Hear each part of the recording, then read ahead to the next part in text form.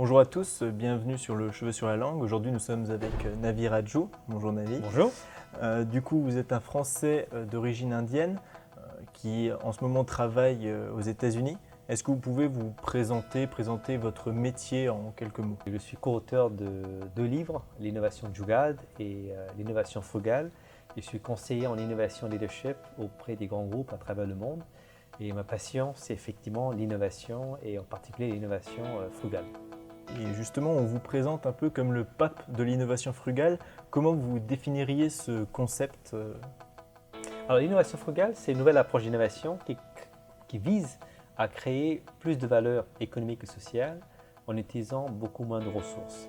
Donc l'objectif, effectivement, c'est créer de l'innovation, mais faire ça de façon beaucoup plus frugale, d'où l'expression l'innovation frugale. Et c'est un concept qui émerge des pays en développement, comme l'Inde ou en Afrique ou en Amérique du Sud, où les gens ont très peu de ressources et pourtant arrivent à innover et concevoir des solutions tout à fait créatives, comme un potier en Inde qui a développé un réfrigérateur conçu entièrement en argile qui coûte 25 $, ou alors au Pérou, ils ont inventé un panneau publicitaire qui convertit l'humidité de l'air en eau potable. Ou alors en Afrique, où ils utilisent la téléphonie portable pour échanger de l'argent, envoyer et recevoir de l'argent sans avoir un compte bancaire. Donc il y a plein d'exemples comme ça que je citais dans mon premier livre pour montrer comment effectivement dans un monde de contraintes de ressources, il devient impératif de faire mieux avec moins. Et c'est vraiment l'essence de l'innovation frugale. Et justement, cette idée de faire mieux avec moins ou faire plus avec moins, est-ce que ce n'est pas déjà l'idée de base du capitalisme qui est de chercher la meilleure rentabilité? Alors effectivement, faire mieux avec moins, ça peut paraître similaire à faire plus avec moins, qui est quelque part le cœur même de la philosophie capitaliste, mais on apporte quelques nuances en disant c'est pas faire plus avec moins, c'est faire mieux avec moins. En ce sens, c'est créer plus de valeur économique bien sûr, mais aussi valeur sociale.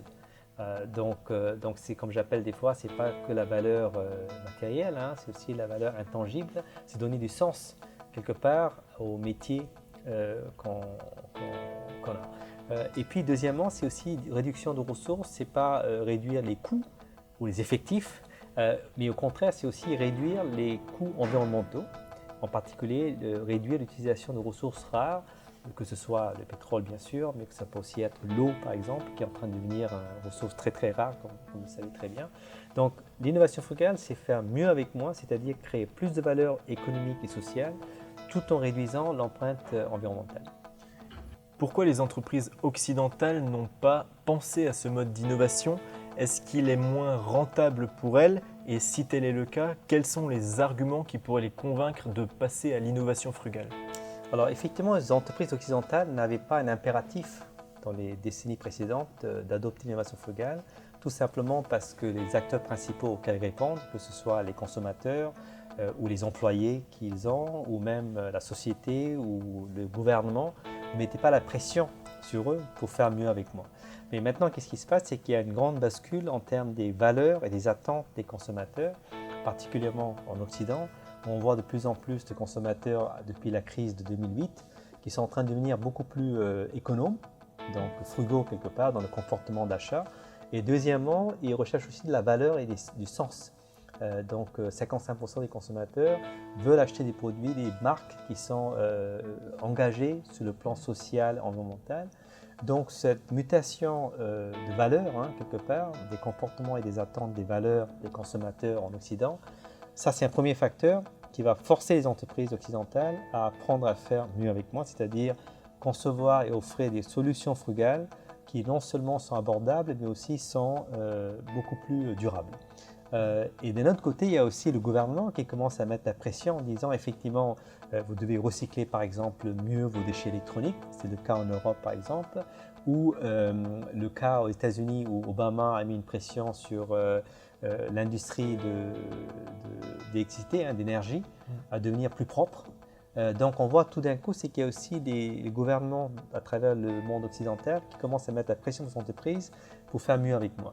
Donc c'est vraiment cette confluence de facteurs, hein, ces changements de valeur, d'attente parmi les consommateurs, plus grande pression gouvernementale pour changer de modèle économique pour rendre plus durable, C'est ça qui va forcer les entreprises occidentales à adopter l'innovation frugale, alors qu'elles n'étaient pas du tout intéressées de le faire il y a quelques années.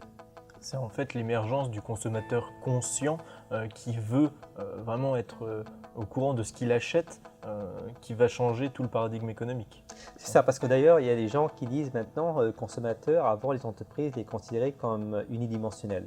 C'est vraiment un espèce de portefeuille avec deux pattes, quoi. C'est comme on dit wallet on two feet. Donc c'est vraiment très unidimensionnel. C'est que voilà, effectivement, c'était un rapport très transactionnel avec un individu qui achète des produits et services. Et là, tout d'un coup, on s'en rend compte finalement non, parce que le consommateur, c'est aussi un citoyen. Donc citoyen qui se préoccupe pour l'avenir de ses enfants, pour sa ville, pour la planète. Donc tout d'un coup, le consommateur actuel est en train de devenir beaucoup plus intégré. Donc il ne pense pas uniquement à consommer, mais aussi à travers son acte de consommation, comment il peut aussi positivement améliorer le sort de ses confrères et de la planète. Donc effectivement, c'est ça qui est intéressant, c'est que le consommateur n'est plus unidimensionnel en termes de valeurs et de comportement, il est en train de devenir beaucoup plus multidimensionnel. Et est-ce que l'innovation frugale est une méthode à appliquer à la place ou en complément de notre méthode d'innovation actuelle? Et est-ce que tous les secteurs sont concernés par ce passage à l'innovation frugale? Alors, il est très clair que l'innovation frugale peut être aussi complémentaire aux approches existantes d'innovation ou de modèle économique. Mais attention, parce que je crois que de plus en plus, c'est la deuxième partie de votre question, que ce soit des secteurs comme la santé ou le transport ou l'énergie, il y a tellement de mutations en ce moment dans ces secteurs-là qui font que les entreprises, à mon avis, doivent adopter l'innovation frugale comme étant la nouvelle stratégie qui va changer en fait le modèle économique de cœur de ces entreprises. Donc de ce fait, ces entreprises ne peuvent pas se permettre d'adopter l'innovation frugale comme un autre outil qui va venir enchérir leur boîte à outils. Il faut vraiment que l'innovation frugale devienne en fait le cœur même de le modèle économique. Et on voit ça dans le cas de, par exemple, dans le domaine de l'hôtellerie, où il est très clair qu'avec la concurrence Airbnb et l'économie de partage, il faut complètement se réinventer.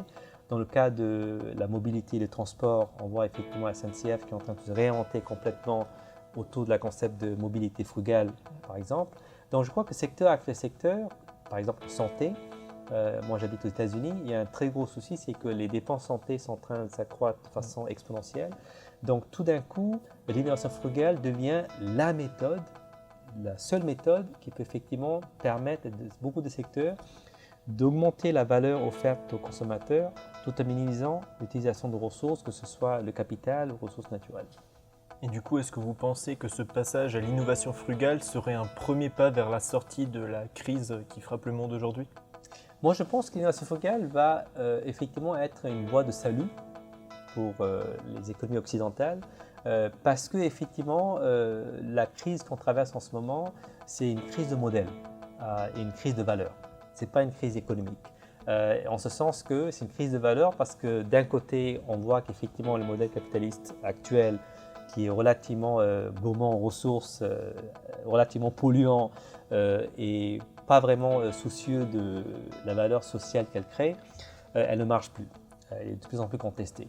De l'autre côté, on voit effectivement qu'il y a aussi une prise de conscience parmi les citoyens qui veulent effectivement utiliser leur pouvoir d'achat non seulement pour remplir leurs besoins primaires, dans la hiérarchie des besoins de Maslow, mais aussi donner du sens à la vie et contribuer positivement à l'environnement et à la société. Donc je crois que les deux font que, effectivement, si on adopte l'innovation frugale, ça va à la fois sauver le capitalisme, parce que je suis quand même un adepte du capitalisme, mais ça va peut-être revivifier et en fait donner une nouvelle force au capitalisme et donner un visage humain et rendre le capitalisme plus inclusif et plus durable. Vous parlez justement de durable, en quoi l'innovation frugale serait-elle plus respectueuse de l'environnement? Avec l'innovation frugale, on est en train d'intégrer ce souci environnemental au cœur même du modèle économique de l'entreprise. Et dire finalement, ce n'est pas une question de dire bon, on finance quelques projets philanthropiques, on plante quelques arbres en Amazon et on se targue d'être vraiment une entreprise durable. Ça ne marche plus. Mais avec l'innovation frugale, c'est qu'on peut aussi quelque part avoir, si vous voulez, la possibilité à la fois de concevoir des produits et services qui répondent à l'impératif de faire le chiffre d'affaires, Mais en même temps, on peut concevoir des produits avec les principes d'économie circulaire qui sont vraiment beaucoup plus durables et de ce fait sont aussi beaucoup plus salutaires pour la planète. Donc je crois que c'est là que l'économie frugale va permettre aux entreprises d'intégrer le souci environnemental au cœur même des activités clés, activités donc de cœur. Et c'est ça qui m'excite. C'est que je pense qu'on peut sauver la planète, non pas en adoptant une posture très idéologique, très un peu partisane comme on dit, mais plutôt en prenant la voie royale de l'innovation, parce que moi j'associe l'innovation avec le progrès. Donc je pense que l'innovation frugale, c'est aussi dire finalement en faisant mieux avec moins, on ne ressent pas cette privation et on peut effectivement à la fois vivre bien, correctement et confortablement et en même temps aussi sauver la planète. Ce n'est pas deux intérêts ou deux objectifs qui sont contradictoires. Merci beaucoup de nous avoir accordé cette interview. Je rappelle que votre livre L'innovation frugale, qui est sorti chez Diathéno, est disponible en librairie. Un mot de la fin? Le mot de la fin, c'est je suis envieux que je n'ai pas votre âge, parce que moi j'ai fini mes études en 95 avec mon master à École Centrale Paris. Et moi je fais partie de la génération X qui finalement cherchait quelque part la stabilité dans notre carrière professionnelle. Et moi je crois qu'aujourd'hui, vous en tant que jeune, il faut vraiment que vous deveniez acteur engagé, en ce sens que si vous avez un rêve, n'attendez pas 50 ans pour le réaliser.